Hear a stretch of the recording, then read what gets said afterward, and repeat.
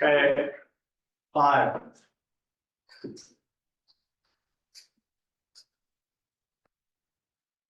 Okay, this is a 6 p.m. public hearing on the zoning text amendment replacing the entirety of the Gerhart zoning ordinance section 3.10 flood hazard overlay zone with text implementing the Oregon model floodplain management ordinance, including Endangered Species Act, pre-implementation compliance measures, ESA, PICM. All right. So, let me find my script. It's a lot. All persons testifying shall be deemed parties to the application must provide their name and full mailing address if they wish to be notified of the decision, continuances, appeals, or other procedural actions required by the code. The city zoning code specifies applicable criteria to be relied upon in making a decision. Those criteria and findings of fact are in the city staff report. Public testimony should be limited to those criteria and findings of fact or to other city or state land use standards that the person testifying believes apply to the proposed land use action. Failure to raise an issue in person or in writing with sufficient detail to afford the hearing body and parties to the hearing an opportunity to respond to that issue precludes appeal to the city council or the land use board of appeals or to seek damages in circuit court due to the condition of approval. Before the conclusion of the initial evidentiary hearing, any participant may ask the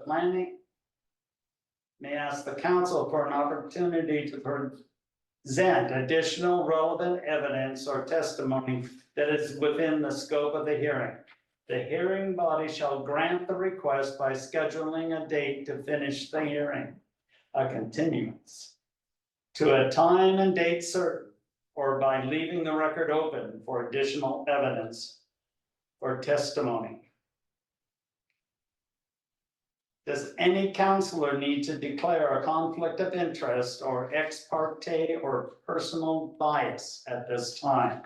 No. No. No. No. Ask the audience. Are there any challenges to the council's ability to make an impartial decision? Raise your hand. I see none raised, so that's over with. Chad, will you read the staff report, please? Thank you, Mr. Mayor. And actually, I am going to bring in Mr. Garrett Phillips, who's online, our contract planner for the city of Gerhart. And there is Garrett right there. You all right with getting started, Garrett? Yes. Let me know if you can't hear me. Okay. All right. So I'll try to offer you a brief introduction and just be available for questions after that. So we've presented you with a draft ordinance really comprising 2 different options. And the 2 options reflect sort of 2 different goals. Option A is essentially to adopt the Oregon Model Floodplain Ordinance in order to make sure that the city of Gerhart is meeting the minimum flood risk reduction standards that are required not only by the state of Oregon and DLCD, but also by FEMA. So option A is really oriented to making sure that we have the basic minimum flood risk safety measures in place. And DLCD and FEMA identified some deficiencies in that regard in our current ordinance in 2023, and we need to make those corrections. At the same time, we have another option which includes that one I just talked about, but it also it also addresses new requirements that FEMA has said most Oregon communities have to implement in order to protect endangered species within floodplains. And that's what we call the ESA PICM, the Endangered Species Act pre-implementation compliance measures.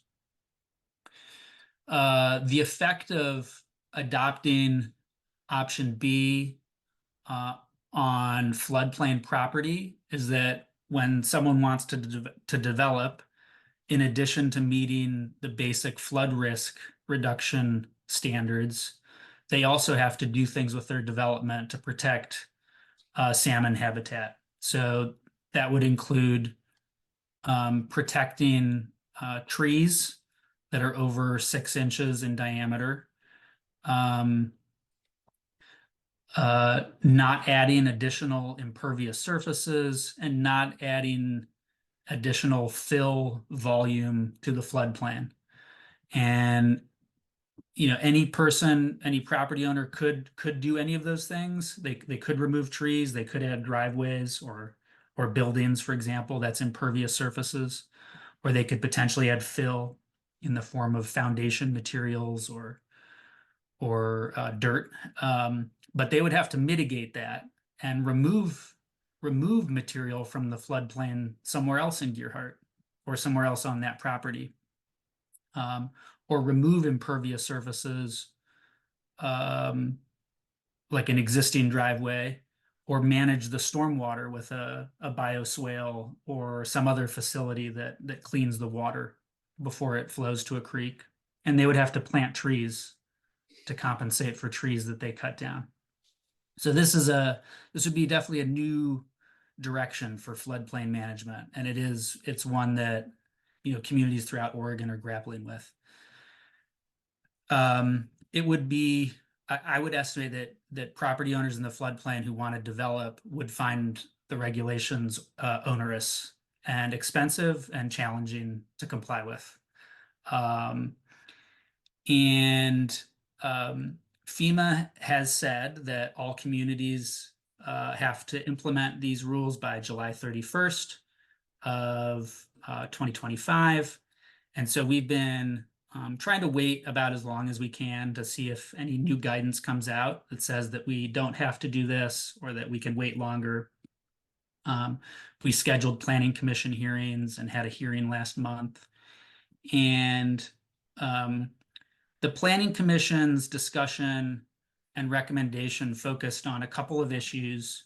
One is that the ordinance that FEMA wants communities to adopt is not completely consistent with Oregon's land use laws, which require that regulations on residential development only include clear and objective standards, rather than standards that require a substantial amount of judgment or discretion.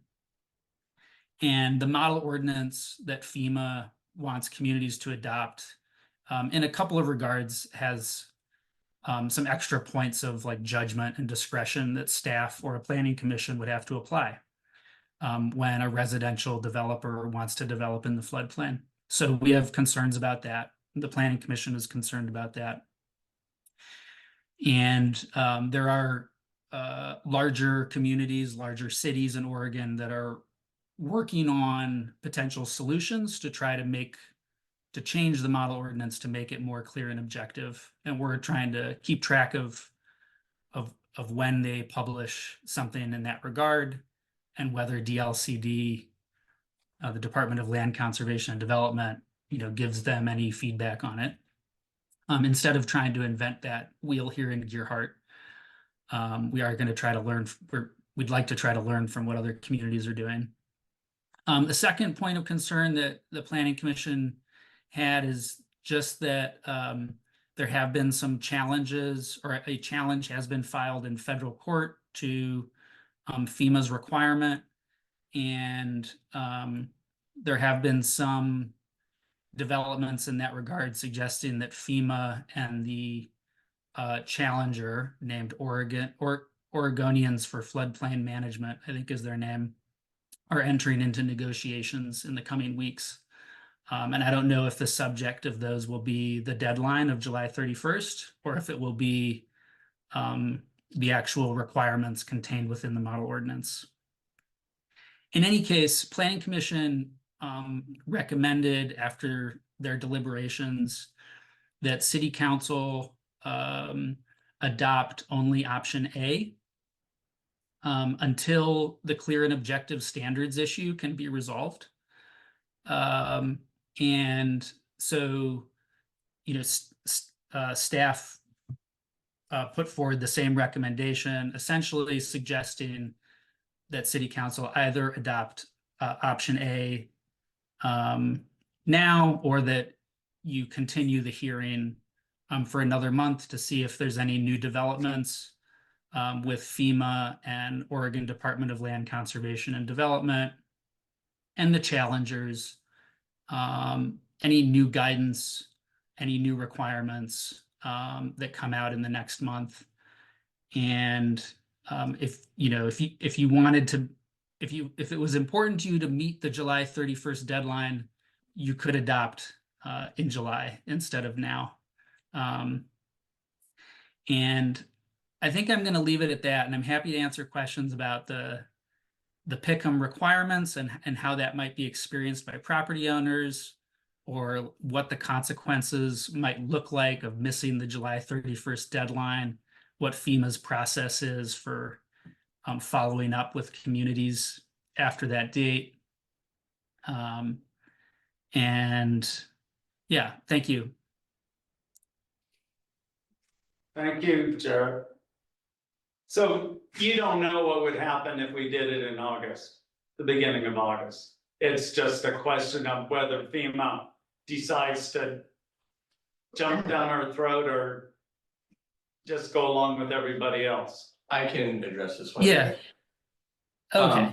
So what FEMA was looking for is substantial work towards this, which again isn't clear and objective what that means. But that's why literally every meeting for the last year, Garrett and I have brought this up and kind of given you progress reports. There are a lot of people that believe, I think with good reason, that this was a priority of the last presidential administration, and this is not a priority of the current presidential administration. There have been indications from Representative Bentz, who's the Eastern Oregon Republican representative, who has a pretty strong relationship with the administration, that these are going away. That said, a lot of the leadership at FEMA that oversaw this program is no longer at FEMA.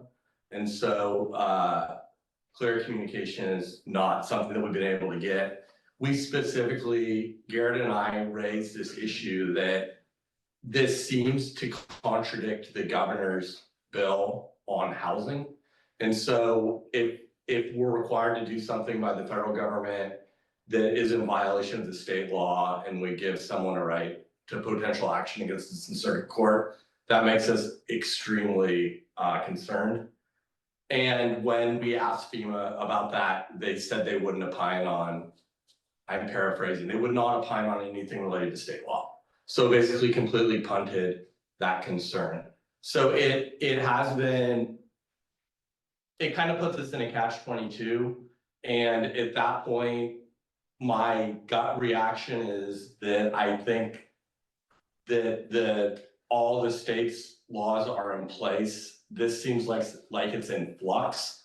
And so maybe give them a little bit more time to either have this negotiated outcome that's happening right now between FEMA and the plaintiffs that are suing FEMA in federal court.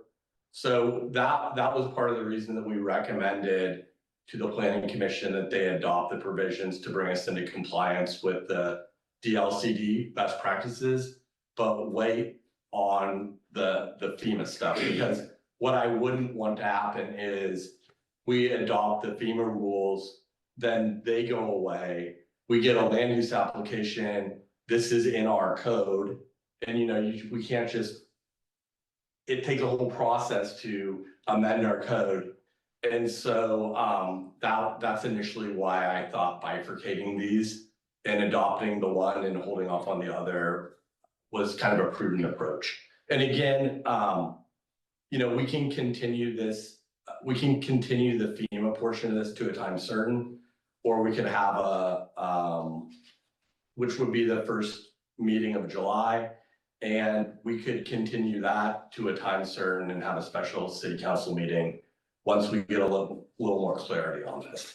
But again, what I would say is, from a legal risk perspective, it's a good idea to adopt the DLCD, and then we could potentially have a problem either way unless this gets pulled by FEMA. So I would recommend we wait a little bit longer before we adopt this. Okay, so I don't know if you have the same paperwork, we just leave the record open and adopt at least option A in July if we have to, but then we're just gonna wait and see. Yeah, and we would adopt the DLCD language. We would be consistent with what the planning commission did, which was adopt A and you'd continue the B, because we just don't know whether we need to adopt that or not. And again, this was something where we expected language in July of last year. We didn't get it. We expected it in December. We finally got some language. Then we started hearing that people were saying to pull it. And it's really not been ideal. But you know, that's just how things happen sometimes. So we're trying to be as flexible as we can. Okay.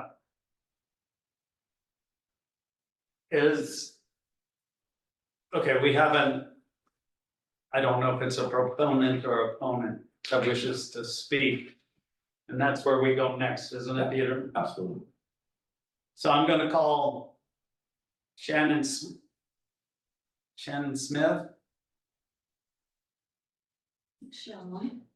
Are you online, Shannon? He's not that I can see. Okay. One more time, Shannon Smith, are you gonna speak? No? Okay. Are there, and since I don't know if she's a proponent or opponent, I'm gonna go to, are there any other proponents in the audience? Are there any opponents in the audience? Are there anyone wishing to make neutral comments in the audience or online? Please raise your hand at this time for anything and everything. I see a hand raised. Hi, Council. Just wanted to note, I submitted a written Sir. comment. Name and address, Oh, please. sorry, Todd Yeah. Miller, 762 Second Street, Gearhart. Just wanted to recognize I submitted written commentary in favor of the adoption, both, I guess would be all of Plan B, and that should be in your packet. Okay, that would be in our written correspondence, which That is correct. will be in the council minutes and not in the hearing. Because it's not in our packet for the hearing, right? It will be submitted with the hearings information, but it is in your packet. Okay, But it will be Right. submitted. okay, Todd, that's gonna be a late addition. Okay, thank you. All right, do we have any neutral comments? Do we have an applicant's rebuttal? Okay, I need a motion. I'd really like to see number one in our options of page 7 of 7 to continue the hearing to July, leaving the record open with the intention of adopting at least option A in July and perhaps option B if the July 31st deadline remains in effect, and if option B can be made consistent with clear and objective standard requirements. Did you make that motion? No, I'm just asking for it to be said that way. I'd like to make a motion that we continue the hearing to July, leaving the record open with the intention of adopting at least option A in July. And perhaps option B if the July 31st deadline remains in effect. And if option B can be made consistent with clear and objective standards requirements. I'll second. Okay, is there any discussion amongst the council? Hearing none, what? I'm sorry, did you say something? Yeah, I have a question for Peter. Okay, So the concern that, this might be in contrast to Governor Kotek's housing, goals. My question is, are those goals not workforce for, primarily for workforce housing? No, if you look at the definition of workforce housing, it is not constrained by income. So, or rather, the term that they use is middle housing, which isn't really, it's any housing that's necessary. And what people have said is that all housing is necessary.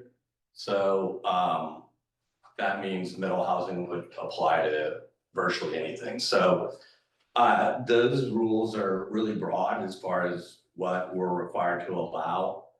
And where we've normally seen what would be in the FEMA language regarding like cut fill, that's not uncommon to have a net zero cut fill. But what is far more uncommon is to have limitations on the impervious surface outside of the floodplain area. And so that's what's going to be really difficult for developers to add needed housing. Wow. So like if there's something called a LOMAR, which is a letter of map revision for a floodplain area, and then a CLOMAR, which is a conditional letter of map revision. And so it's, if you're gonna add a certain amount of soil to the site to build the house, fill, then you would have to do a cut in the floodplain lower. And then the idea is it would be a net zero impact or a negative, like you require them to cut more than they fill, which is not uncommon in jurisdictions. But again, counting like the roof of a house as impervious surface or their landscaping is impervious surface compared to like the natural state of things like time immemorial, that's not something that we've necessarily seen before as far as part of this. Because in the past, FEMA has been just very focused on the floodplain itself. So not areas outside the floodplain, yeah. And I'm sorry, I need to continue this because I just want to be clear Yeah, go ahead, about no. this. Yeah. So you said needed housing. So you're saying that all housing is considered needed housing?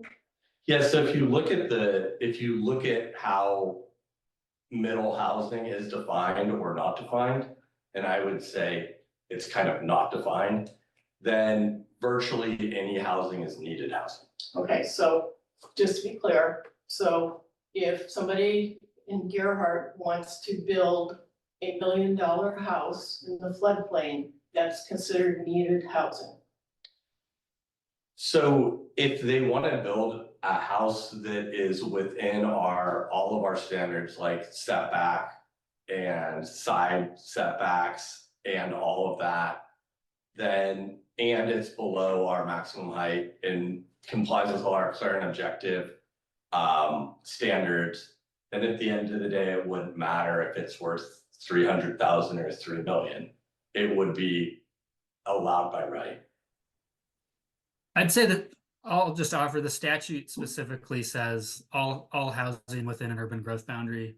And it lists single family homes without qualification as part of that. is that good? Yes. Dana? And then I just wanted to be clear, this doesn't just apply to homeowners, this applies to us also. If we need to do road repairs, that's if you wanna add a gravel patio, or you wanna add a concrete or whatever it is, anything that could be considered impervious, you could, under these FEMA regulations, be required to do a cut. And I've been through the, Lomar process before in other jurisdictions, and it lasts months. It's not I mean, this was like pre-pandemic that I was dealing with these. And so, yeah, this could add, you could have a minor alteration of your yard, and it could add a year, and like, frankly, good luck getting through that process without a really skilled land use attorney. Right, but I'm talking about repaving out here over on Pacific Way, on F Street, up on Gerhart. If we have to repave anywhere near the Neocoxy, this applies to us as well, correct? Yeah, it certainly can be read in that manner. And that's again, what we're struggling with, is that it kind of feels like a lot of this was thrown together to meet a deadline, and without any of the collaboration that we would normally hope to see. So there are areas of this that are internally contradictory, and then there are areas in this where it's contrary to state law. So that's why we've been really reluctant to move forward with adoption unless we have to. And the reason we would have to is because FEMA could take the position that if we don't adopt it, that we would lose our flood insurance, which we don't want to do. And so we're kind of in between a rock and a hard place, and I would hope that we would get some clarity either in terms of, and this is Oregon specific. This FEMA adoption is specific to Oregon. So the other states aren't dealing with it, we are, and I just hope we have some sort of resolution, whether it's clear and objective standards that we can utilize, or whether it's a different date, or whether it's pulling it in totality. No. Are there any other questions for Peter or discussion? We have a motion and second. All those in favor of delaying until July, keeping the leaving the record open and possibly adopting at least option A in July, if not also option B. All those in favor say aye. Aye. Aye. All those opposed? I believe it's unanimous. All right. So the hearings continued until our July meeting. Peter, do I can't close the hearing now, right? We're leaving it open for evidence, so we just continue with the meeting as if we're gonna revisit it in 30 days. Okay, the problem is we're notice for starting the public hearing for the city council on the possible use of the state revenue and everything for 7 o'clock. Well, we still have the proposal, but Oh, you're absolutely, we still have another. yes, thank you, dear.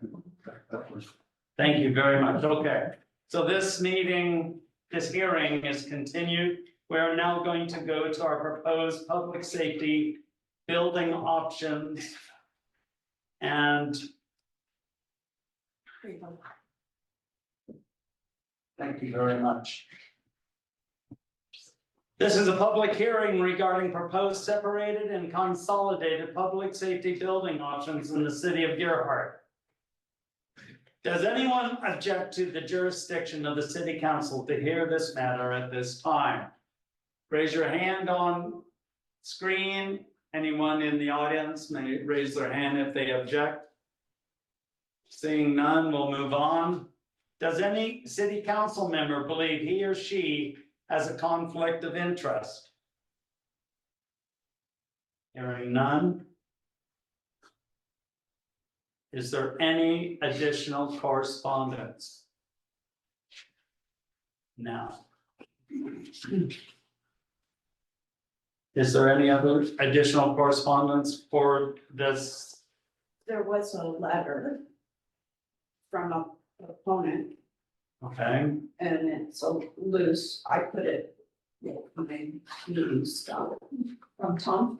from Tom. from Tom, the Tom letter, it's right here. Okay. Another file. Would you like to read your letter? Yes, I would. Thank you very much. This is hard. Your name and address, please. Okay, it's Tom Teese, P.O. Box 2831, Gerhart, Oregon. I believe we owe a debt of gratitude to our volunteer firefighters. We've been so focused on cost, graphics, and building blocks. I feel we may have forgotten the most important issue of our fire department, our firefighters. They are our first responders. They give us so much of themselves to support our community. It is our turn to return that selfless support they give so freely. We should be focused on the heart and soul of our fire department. They aren't just firefighters. They are our first responders to medical calls, car wrecks, fires, and the list goes on, often before an ambulance arrives.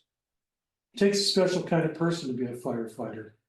Someone willing to go into a raging inferno to save people, pets, and property. But that's not all they do.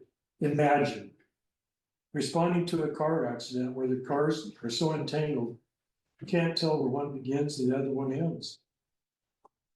Or the medical call of a husband of 50 years who collapsed and they're doing CPR while his wife watches. Pulling a dog out of fire, limp and lifeless, and being able to save him as his family watches. Helping somebody out in their wheelchair that fell out. Responding to a wildfire in our sand dunes. This is just a tip of the iceberg. Sometimes calls have really tragic endings. Remember the plane crash in Gerhart. Remember how they spent days helping to clear trees after 2007 storm, with some firefighters actually sleeping in the station to respond more quickly. Day or night, they are there. Volunteer firefighters support our community in many different facets. A couple examples are, they are there handing out hot dogs and hamburgers on the 4th of July instead of being with their families. They are there putting out Easter eggs for little ones at Easter. They are heart and soul of our community. They are there. They are our volunteers. It is not like the way it used to be many years ago, where all you had to do is go into the fire department and say, hey, I want to be a volunteer fire department. And that's all you were. They toss you out a hat, now you're a firefighter. Now it's fire and rescue and all the many certifications that the volunteers need to have before they can do anything. Hours and hours of training. Now you have to be certified by state guidelines, plus yearly training and schooling to keep up your certifications. They are our first responders. When something happens, whether you have fallen or having heart problems, or you're in a car accident, they are there. They will be the ones that are cutting you out of your car so you can get loaded into an ambulance and directing traffic so the ambulance can get to you. They are ones that are helping you, lifting you up onto an ambulance gurney when you're down. They are certainly the ones that have the fire hose in their hands putting out a house fire. They are there. They are there when we need them the most. We need to take this vote into November and let the voters decide if we have a new fire station or not. Any delay is just going to cost us money, and we've seen that. Thank you to all of our volunteers and paid firefighters. You are truly appreciated. Really are. Same thing with police. Buildings are about cost. Firefighters are the people. Thank you. Thank you, Tom.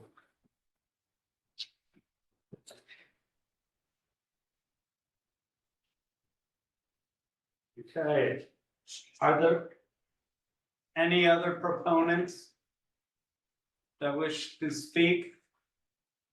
I see a Eric Halpern.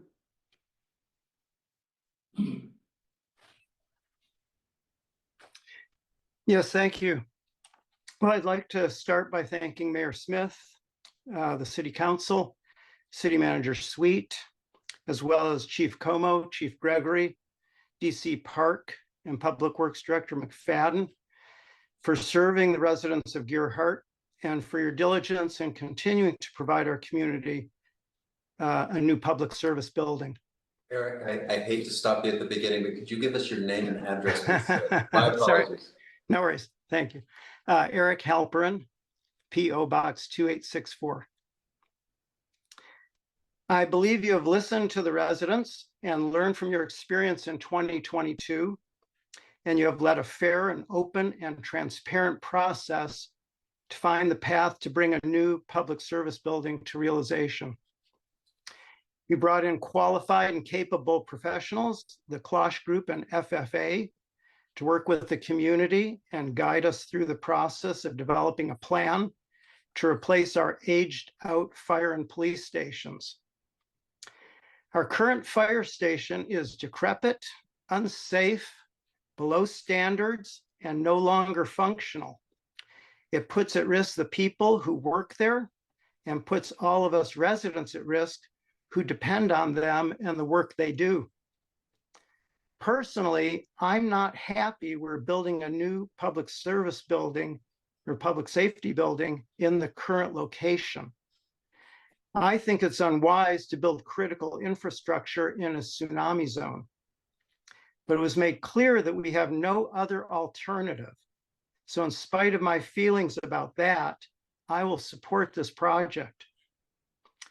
To my fellow community members who insisted they wanted a new fire station, but only if it was built in the current location, but who are concerned about the cost, I feel it is now time also for you to compromise. It is expensive to build in the current location. The reasons for the expense of building downtown have been clearly laid out by the design group. But people wanted it there, so now we have to pay for it there. With regard to the projected cost of roughly $33 million, yes, that's a lot of money. And that number can seem imposing and overwhelming. But I'd like to break this down again in the manner that was done at the last town hall. At that town hall, they projected a median priced home in Gearhart with a market value of approximately $750,000, which would have an assessed value of roughly $350,000. The increase in taxes of approximately $3 per thousand is just over $1,000 per year. $1,000 may still be an imposing number, but let's break that down a little further. $1,000 a year is about $83 a month. What is $83 a month? That might be equal to one dinner out for a couple. It might be a lot less than one dinner out in a month. $1,000 a year is $2.74 a day. Think of all the things that we all spend $2.75 a day on. I would like to think that we can all find $2.75 a day to make sure our community is properly protected by its first responders. If your house is less than median price, it's even less than $2.75 per day. And if your home is above median, maybe a market value of maybe $1 million or more, that alone should be an indicator you have the ability to pay the taxes that protect you and your valuable asset. And no matter the value of your home or the amount of tax you'll be assessed, is just like insurance. We have to pay to protect ourselves, even if we never need the service ourselves or need the service itself. And now that we've gone through the rigorous planning and design process, it's time for Gearhart to come together as a community and make this a reality. We must have a new public service building. Public Safety Building. I'm not even sure what the S stands for in there. What is it, Chad? Is it safety or service? Safety, sir. Thank you. Public Safety Building. We cannot kick this can down the road any longer. We're all familiar with the old adage that the best time to plant a tree was 20 years ago, and the next best time is now. Now is not only the best time, but it is well past time for Gearhart to replace the fire station. I urge everyone in Gearhart to support this project. Thank you. Thank you, Eric.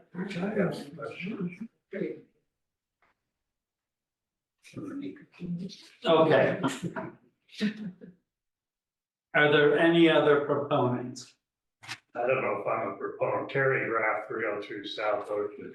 We've heard a lot of numbers thrown around, and $33 million seems to be the price of the project, but that's just the price of the construction. And one thing that has never come up at this meeting is what it's going to cost for the bond. And I did some quick research today on Google, and I don't know how accurate it is, but a 10-year bond at today's interest rate would be $5,700,000. If you have a 20-year bond, it's another $15 million. That's the interest that you're going to pay on this 33 million. So when you, Chad, when you do these numbers, are you basing them on 33? Or are you basing it on almost 50 million? 33 with the knowledge that we will be paying interest and all of that. So in the long term, over 20 years, you're about accurate. I'm not exactly, but it's close. So I think you need to do your research and let the public know that this isn't a $33 million project. This is close to a $50 million project. Because today's interest rate that I got off Google, amortized, comes out to almost $50 million. And I think you need to do your homework and let the public know what reality is. Okay, Terry, thank you very much. I think that would be neutral. Pardon? I think that would be a neutral comment. Hey. It's information that we You know, didn't I'm have. always neutral. I never take a side. Right. Thank you. Okay, are there any other opponents or proponents wishing to speak?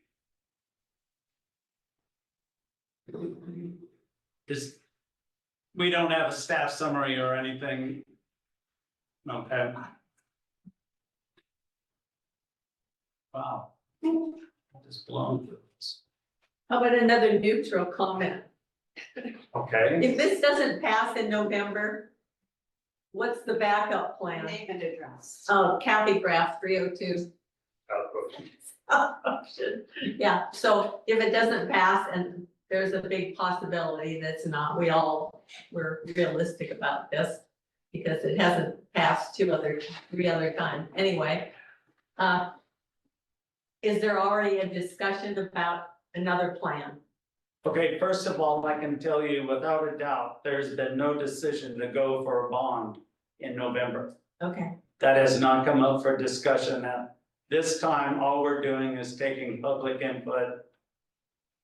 And then we're going to talk about it. What's our timeline? We're going to talk about it again in July. July and or August, depending on how things work out, yeah. Right. So we are still trying to formulate what we're going to do. We're waiting and hoping to have a poll. At least one. Find out what the voters are going to say and how they're leaning right now. Because if it means going until May of next year, because we need to go reach out and talk to people, that's what we have to do, because as far as I'm concerned, I do not want to be a mayor with a failed bond. You know, it's not something I want. I want this thing to pass. Whatever it is that we do, I want it to pass. And if it takes a little while longer, then that's what it will take. And Peter, we do have something about polling coming up. Yeah, I can, during my attorney report, I was planning on providing more information, or I can do that now. You know, why don't you do it now? Because we've got 15 minutes before we can even start the council meeting. Okay, so I've had a number of conversations with very experienced political strategists and someone that's done a lot of polling, Paige Richardson, who has done successful bonds campaigns in a number of jurisdictions, and then has been like, there was recent, I've worked with her, though it was probably 10 years ago by now, and who also Willamette Week reported recently that a number of prominent Portlanders who also happen to have houses in Gerhardt are utilizing her for some campaign activities. So I asked her if she would potentially be interested in doing, you know, at least getting us the information that we would need so that you guys could make an informed decision about whether to move forward in November or not. She said she absolutely would be interested. She has availability to come here on the 20th of this month. Or she has other availability via Zoom. But if people want to do an in-person kind of open house or something, the 20th is the date she has this month of work. And then the other thing is, it's been a while since I ordered any polling, and like everything else, the price has gone up significantly. So the cost of getting a poll from a Davis Hibbett's, you know, DHM type of company is probably going to be around $20,000, which was a surprise because I was expecting 8 to 10. So I had to pick my jaw off the floor, but yeah. And because we have a smaller number of voters, and because we've already done through Cloche some other work, that price might go down, but I was told to put a pin in at 20,000, so. I'll do it. Okay, well, thank you for that, Peter. Really appreciate it. Does anyone on the council have any questions for Peter about polling? Did you discuss any kind of a time frame? Yeah, so I said that I think we would need to do the polling in July. And I said that it's possible that it would be November, it's possible that it would be May, it's possible we wouldn't go out at all. I don't know what's gonna happen with inflation and everything else. I mean, there are a lot of unknowns, but I think the benefit of getting a poll is it would get us at least a baseline number so that it would inform you guys how much community support is. And then my rule of thumb for a poll where we're asking people to open up their wallets is you want to be, I don't recommend going to the ballot without like a 58% approval, somewhere like that, because I've seen the vote always seems to underperform the polling, just because I think some people are reluctant to acknowledge to a pollster that they don't want to pay for it and then don't want to pay for it. So the other thing Paige was going to look at is she was going to look at kind of the voter turnout traditionally in Gerhardt in November versus May. And I think it's probably pretty consistent. But that's another thing, is that obviously if there's going to be in their city spending limitations, that'll go into effect as soon as you put it on the ballot. So if you pass in August, at that point, anything out of the city needs to be completely neutral, and anything campaign related would need to go through a campaign, an official Secretary of State recognized campaign committee. And so, you know, the question is, could that committee effectively get out its messaging between now and November, or is there more voter education that would need to happen? And I think that if Paige digs in a little, some of that will become more apparent. So that's I think that I would be really reluctant to recommend that we put it on the ballot without strong polling.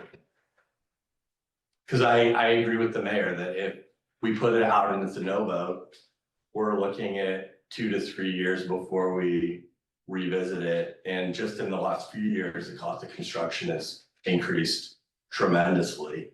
Not just here, but in every city I represent. Stuff's coming in at 2x of what it was, 3-4 years ago.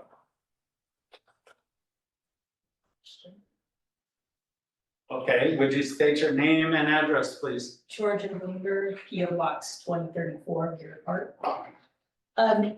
So the survey, would this just be, if you were backing up to the 6 projects that you were giving itemization to, would those be a part of the survey or only the choice of 1 and 2? Well, I think that it would be up to the pollster to develop the questions, so I can't say exactly what those would be. But I think that it would be, and I think there's some other data that would be really helpful to voters, beyond the assessed value. Like we have an idea of what the cost will be per assessed value, which is different from real market value. But then also the combined assessed value of Gerhardt occupied housing units versus overall whole, so that we have a better idea of who's, where the money is being generated from. And then I think the other thing we're looking at is, in addition to the city, there's also a district. And I think the district actually on a per assessed value pays higher than a city homeowner pays. But then another question would be, how could they participate in this? And whether we would want something that's on the district ballot, at the same time that the city goes out, because that could also impact the total number. And then there have been some indications that there would be people that would be willing to donate to it or participate in it. Whether that's like a one-time donation or whether that is a sort of fee. Again, I think that there are a number of things now that we actually have a total number for the building that we could look at it. And then we had, and I'm blanking on their name, the jurisdiction to the south of us that of Manzanita was able to qualify for some state funds. And so we're reaching out to the state to see what funds might be available. Yeah. So we would revisit like just to do a basic fire safety building, not anything else. If we had to address just the safety building or the fire department portion, would that be an option that's offered to the voters at all? Versus a combined. Mm-hmm. I mean, that's something that could be on the poll. So I think that, again, the poll questions haven't been developed yet. So that's all. I think part of the purpose throughout this process is to get feedback so that this council could make an informed decision about whether to move forward or not and how it would look moving forward. So. I mean, instead of waiting to get 100% of everything, is there a way to maybe portion things to get acceptance from the community of at least improving our fire department? If you take down that building, we have to account for public works in some way because that's part of the building. It's a fire station, public works building. So that at least has to be. But I saw where it was like 8.5 million for the police department. When I was seeing the graphs, they kind of sectioned off certain portions. So it looked like the fire department portion was more about half of that 33 million. So that's kind of my question. If, as you were saying at the last meeting, if OSHA came in, they could fine us maybe $2,500 a day for what they're seeing right now. If we were to just fix that part of this, at least get something done. If we can't, if nobody wants to commit to the 33 million, I'm just kind of throwing that out there Yeah, I think that's more plan, of the survey. plan B, you know, is Right. there any Right. asking about a plan B. I don't believe. Yeah. We have not talked in depth about a plan B. We're trying to just get to the point where we can find out if we even have a plan A, if people will accept or deny the plan.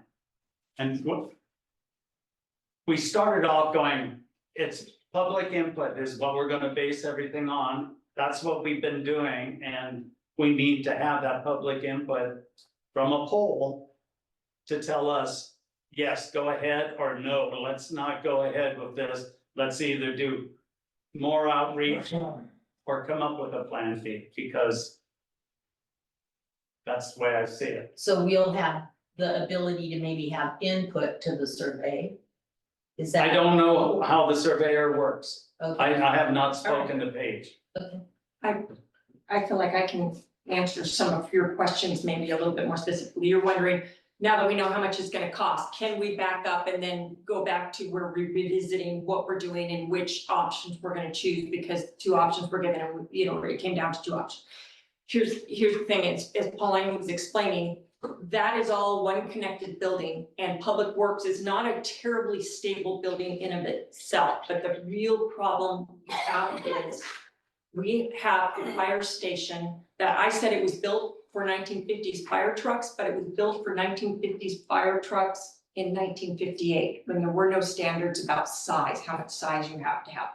Things have changed now because there've been so many crushing injuries with firefighters being crushed by vehicles maneuvering within buildings when there's not enough space, or things being stored inappropriately because there's no space. They tend to store vertically. So OSHA since then has come out with very specific standards about how much space you have to have around your fire trucks. So the problem that we have now is that our building that was built in 1958 for 1950 fire trucks is no longer even large enough by today's standards to house 1958 fire trucks or 1950 fire truck. So we have to make it larger, and the problem that we have is with the footprint over there. If you're gonna make that building larger and you're gonna be able to house larger apparatus when they come out on the street, they're gonna need a larger apron so that they can make that turn. They practically end up in the front yards across the street as it is with that little apron and with our small little apparatus. But if we ever got normal apparatus, they need the larger turning radius out front, they need the longer apron, the whole building needs to move, and there's no way to do that without touching Public Works. Also, the other problem is trying to dig down that 65 feet. And then even if we wanted to try and maintain that pole barn and not do anything with that pole barn, that would, there's almost no way to do it. But since the last meeting, we've had a lot of great questions from people like that. And the reason we broke out those numbers was because people were, well, I want to compare what is, you know, what is Cannon Beach paying for their police department compared to what you're talking about. But it was misleading for them to split up the number. It could be misleading for that reason to imply that we could do one without the other. At bare minimum, if we touch that building, we're touching Public Works. And really, if we're gonna do it, that's where the real money is in the foundation and doing that work. It's not in just, you know, the fire. If we just cut out the police station, and we're kicking that can down the road, and that's gonna be very expensive. There's gonna be no cheaper time to do this than now. And that is, again, nobody has decided. The mayor has said what he wants to see happen. Each one of us will have a chance to speak about it a little bit later in this meeting.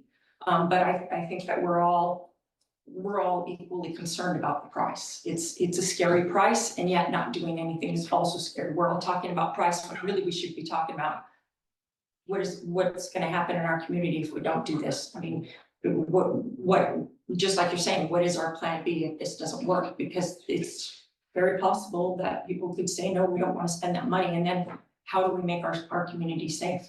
And there is one other point. This isn't about the fire station alone, or the fire station and Public Works, because it piggybacks on the fire station.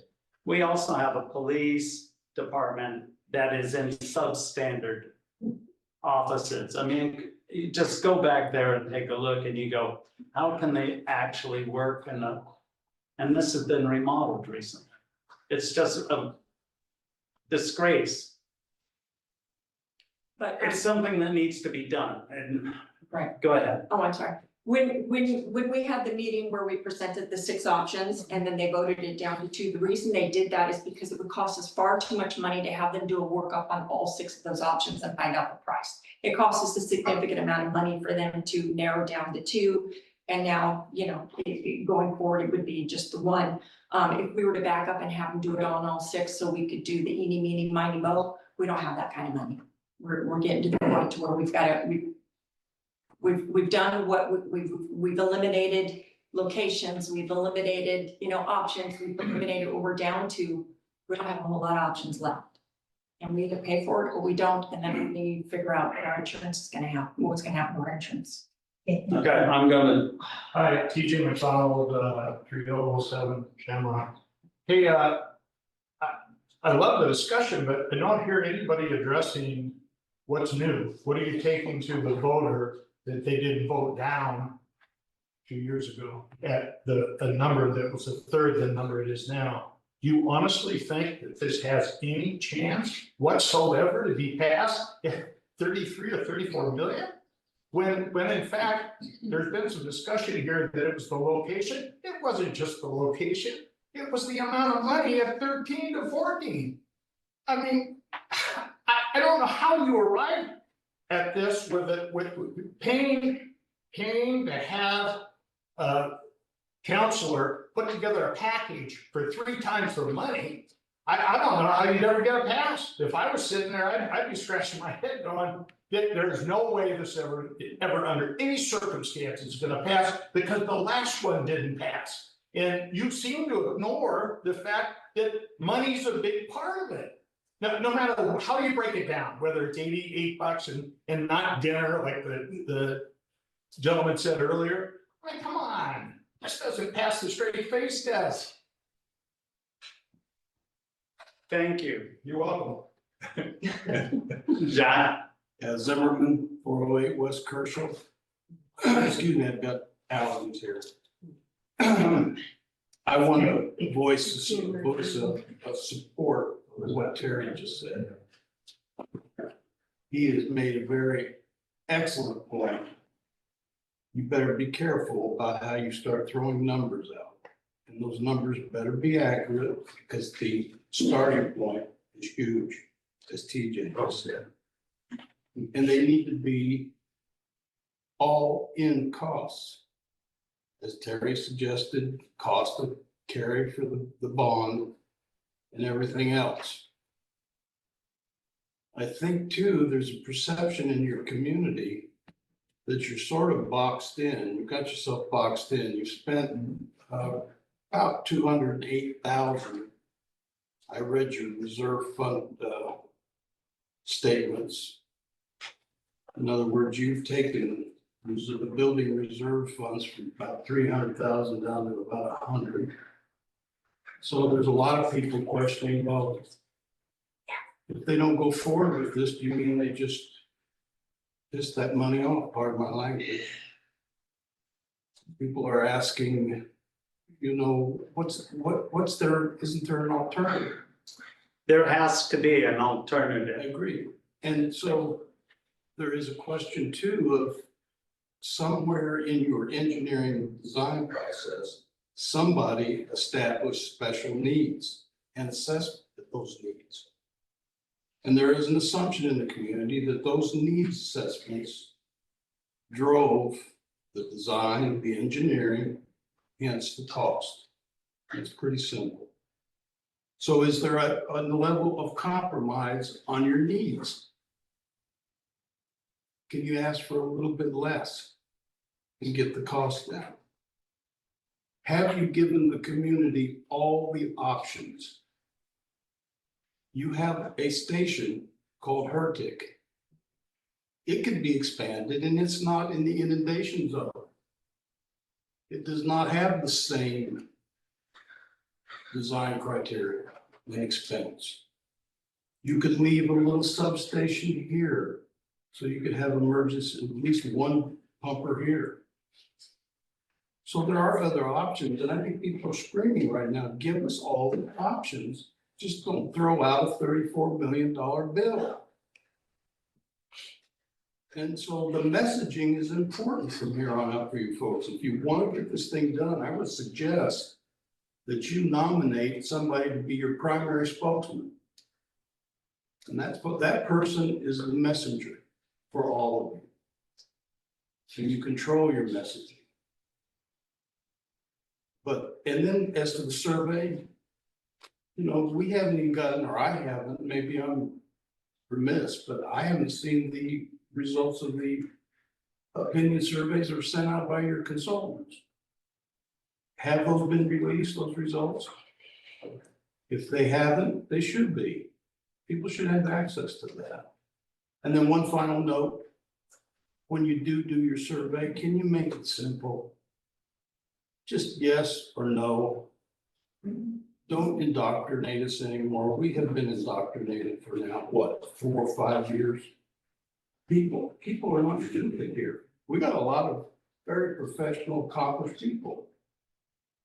And they're not, they don't need to be treated as children that needs to be educated. A lot of them are very experienced, very successful business people that have taken a lot of risk and done a lot of deals.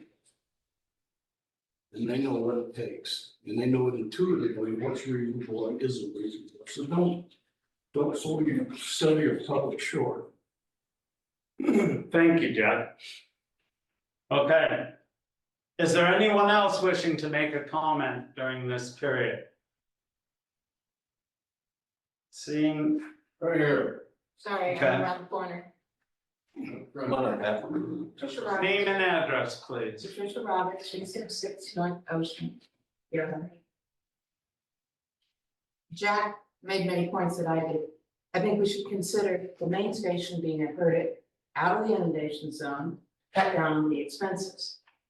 Whatever you need here, which is a medics, look at us, we're all old, we need medics here. We don't need necessarily 3 pumper trucks. But if you can rebuild one, so you can have your response time to Seaside, the main station goes there. Thank you, Pat. You're welcome. Mayor, can I? Yes, you may.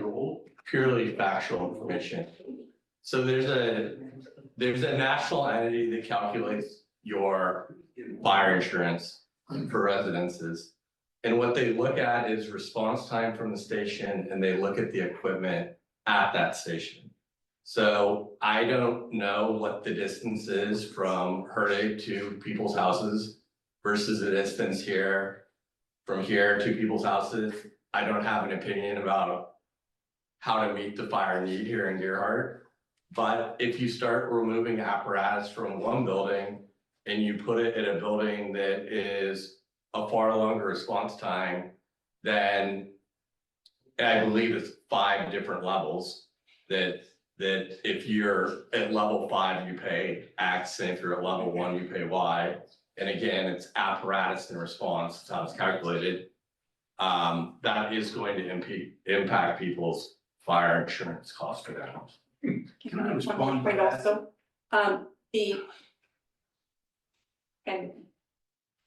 the Gerhart Rural Fire District owns that property up there and owns that building. They have to maintain that building, it's their fire district building.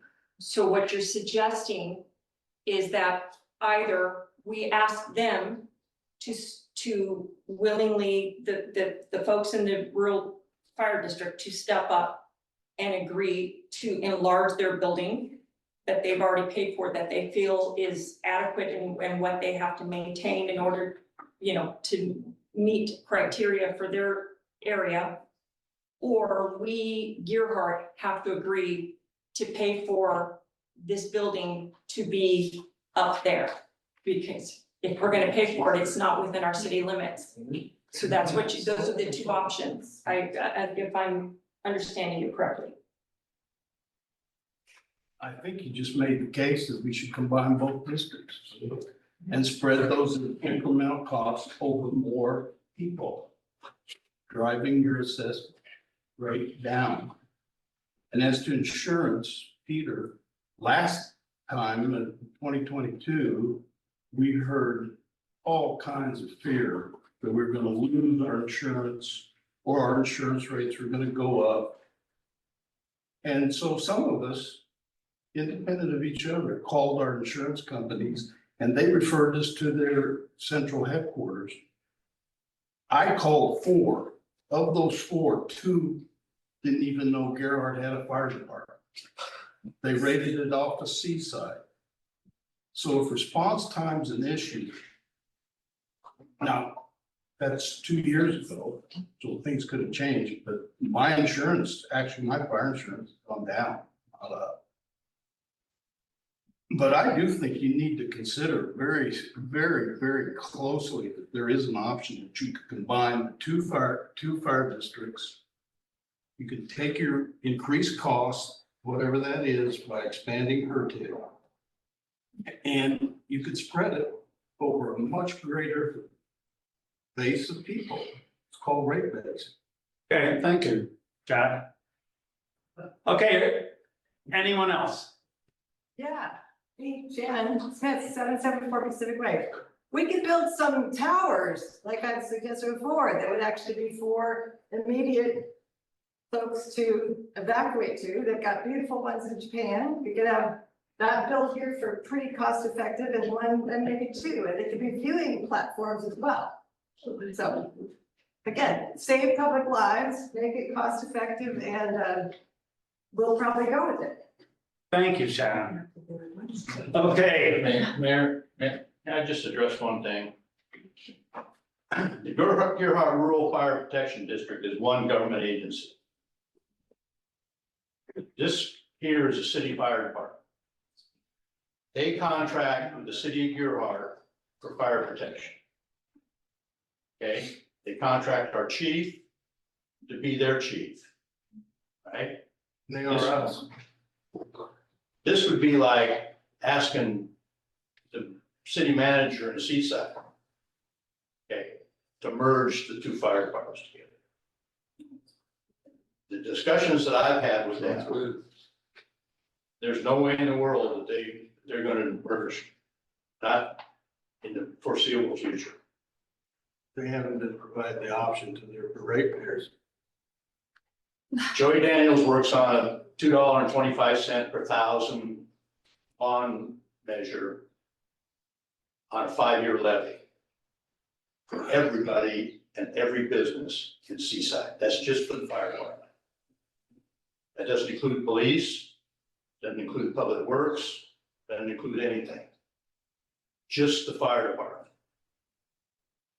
So he services how many people? And how many people do you serve?